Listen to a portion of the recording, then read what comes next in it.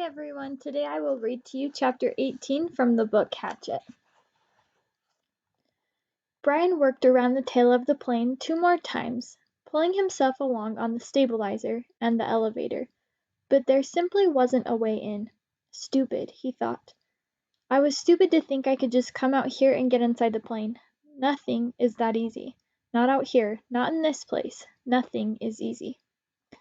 He slammed his fist against the body of the plane, and to his complete surprise the aluminum covering gave easily under his blow.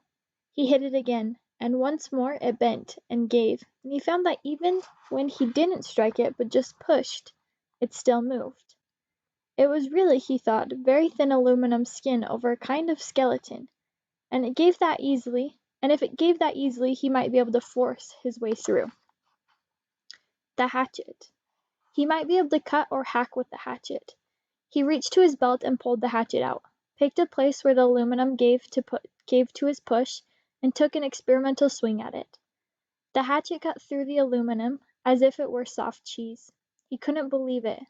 3 more hacks and he had a triangular hole the size of his hand, and he could see 4 cables that he guessed were the control cables, going back to the tail, and he hit the skin of the plane with a frenzied series of hacks to make a still larger opening, and he was bending a piece of aluminum away from 2 aluminum braces of some kind when he dropped the hatchet. It went straight down past his legs. He felt it bump his foot and then go down into the water, and for a second he couldn't understand that he had done it. For all this time, all the living and fighting, the hatchet had been everything. He had always worn it. Without the hatchet he had nothing, no fire, no tools, no weapons. He was nothing. The hatchet had been him, and he had dropped it. Ah! He yelled it, choked on it, a snarl cry of rage at his own carelessness. The hole in the plane was still too small to use for anything, and now he didn't have a tool. That was the kind of thing I would have done before, he said to the lake, to the sky, to the trees. When I came here, I would have done that. Not now, not now. Yet he had, and he hung on the raft for a moment and felt sorry for himself, for his own stupidity. But as before, the self-pity didn't help, and he knew that he had only one course of action. He had to get the hatchet back. He had to dive and get it back. But how deep was it? In the deep end of the gym pool at school he had no trouble getting to the bottom, and that was, he was pretty sure, about 11 feet. Here it was impossible to know the exact depth. The front end of the plane, anchored by the weight of the engine, was obviously on the bottom,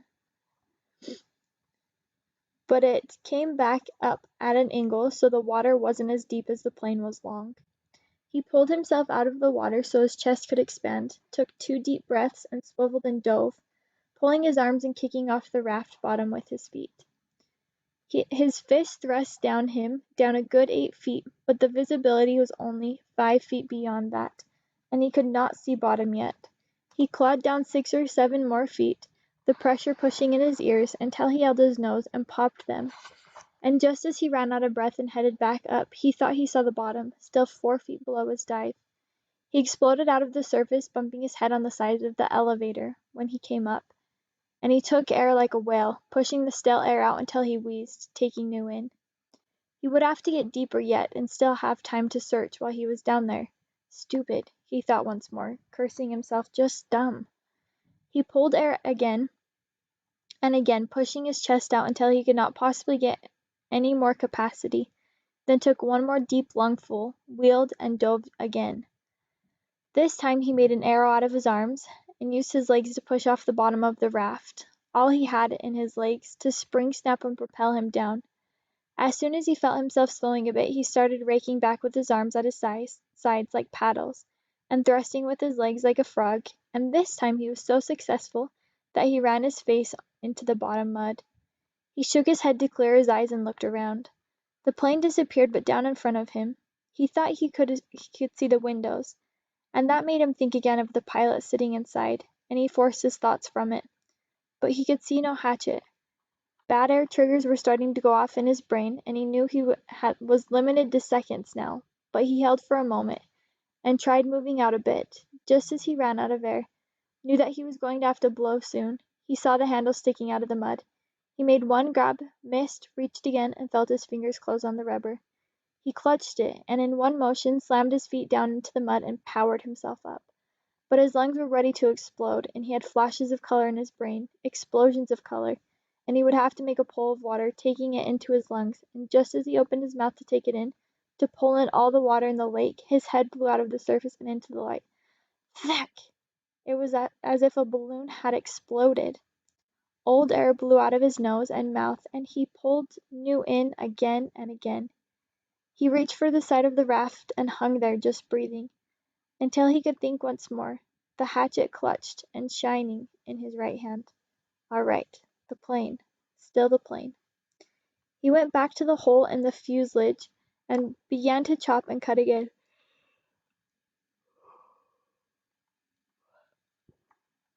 peeling the aluminum skin off in pieces. It was slow going because he was careful, very careful with the hatchet, but he hacked and pulled until he had opened a hole large enough to put his head and shoulders in and look down into the water. It was very dark inside the fuselage, and he could see nothing, certainly no sign of the survival pack. There were some small pieces and bits of paper floating on the surface inside the plane, dirt from the floor of the plane that had floated up, but nothing substantial. Well, he thought. Did you expect it to be easy? So easy that way? Just open her up and get the pack, right? He would have to open it more, much more, so he could poke down inside and see what he could find. Their survival pack had been a zippered nylon bag, or perhaps canvas of some kind, and he thought it had been red or was it gray? Well, that didn't matter. It must have moved when the plane crashed, and it might be jammed down under something else. He started chopping again, cutting the aluminum away in small triangles, putting each one on the raft as he chopped. He could never throw anything away, he thought, because this might be useful later. Bits of metal, fish arrowheads or lures maybe. And when he finally finished again, he had cleaned away the whole side of the top of the fuselage that stuck out of the water, had cut down into the water as far as he could reach, and had a hole almost as big as he was, except that it was crossed and crisscrossed with aluminum. Or it might be still, he couldn't tell. Braces and formers and cables. It was an awful tangled mess, but after chopping some braces away, there was room for him to wiggle through and get inside. He held back for a moment, uncomfortable with the thought of getting inside the plane. What if the tail settled back to the bottom and he got caught and couldn't get out? It was a horrible thought. But then he reconsidered. The thing had been up now for 2 days, plus a bit, and he had been hammering and climbing on it, and it hadn't gone back down. It seemed pretty solid. He eeled it through the cables and formers, wiggling and pulling until he was inside the tail with his head clear of the surface of the water and his legs down on the angled floor. When he was ready, he took a deep breath and pushed down along the floor with his legs, feeling for some kind of fabric or cloth, anything, with his bare feet. He touched nothing but the floor plates. Up, a new breath. Then he reached down to formers under water and pulled himself beneath the water, his legs pushing down and down almost to the backs of the front seats, and finally, on the left side of the plane, he thought he felt his foot hit cloth or canvas. Up for more air, deep breathing, then one more grab at the formers, and pushing as hard as he could, he jammed his feet down, and he hit it again, definitely canvas or heavy nylon. And this time when he pushed his foot, he thought he heard something inside, something hard. It had to be the bag. Driven forward by the crash, he was jammed into the backs of the seats and caught on something. He tried to reach for it and pull, but didn't have the air left and went up for more. Lungs filled in great gulps, he shot down again, pulling on the formers until he was almost there. Then wheeling down head first, he grabbed at the cloth. It was the survival bag. He pulled and tore at it to loosen it, and just as it broke free, and his heart leaped to feel it rise up, he looked up, above the bag. In the light coming through the side window, the pale green light from the water, he saw the pilot's head only. It wasn't the pilot's head any longer. The fish. He'd never really thought of it, but the fish he had been eating all this time had to eat too. They had been at the pilot all this time, almost 2 months, nibbling and chewing, and all that remained was the not quite clean skull. And when he looked up, it wobbled loosely. Too much. Too much. His mind screamed in horror, and he slammed back and was sick in the water, sick so that he choked on it and tried to breathe water and could have ended there, ended with the pilot where it almost ended where they first arrived, except that his legs jerked. It was instinctive. Fear more than anything else. Fear of what he had seen. But they jerked and pushed, and he was headed up when they jerked, and he shot to the surface, still inside the bird's cage of formers and cables.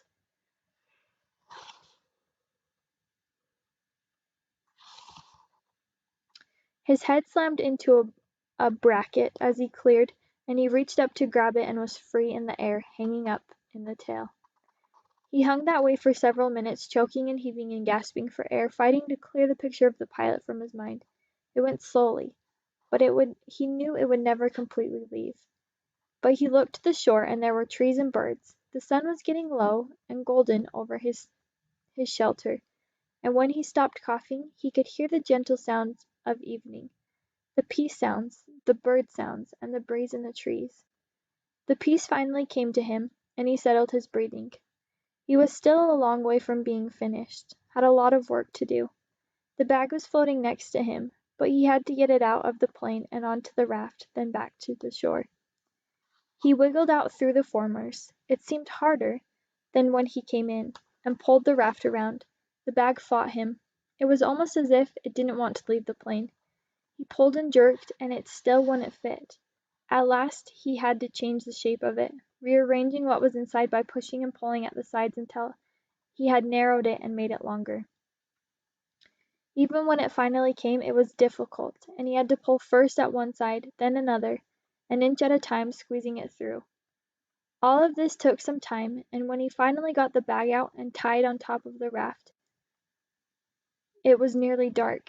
He was bone tired from working in the water all day, chilled deep, and he had to push the raft to shore. Many times he thought he would not make it. With the added weight of the bag, which seemed to get heavier by the foot, coupled with the fact that he was getting weaker all the time, the raft seemed barely to move. He kicked and pulled and pushed, taking the shortest way straight to shore, hanging to rest many times, then surging again and again. It seemed to take forever, and when at last his feet hit bottom, and he could push against the mud and slide the raft into the shore weeds to bump against the bank, he was so weak he couldn't stand, had to crawl. So tired, he didn't even notice the mosquitoes that tore into him like a gray, angry cloud. He had done it. That's all he could think now. He had done it. He turned and sat on the bank with his legs in the water, and pulled the bag ashore and began the long drag. He couldn't lift it. Back down the shoreline to his shelter. 2 hours, almost 3, he dragged and stumbled in the dark, brushing the mosquitoes away, sometimes on his feet, more often on his knees, finally to drop across the bag and to sleep where he made the sand in front of the doorway. He had done it. And that's the end of chapter 18.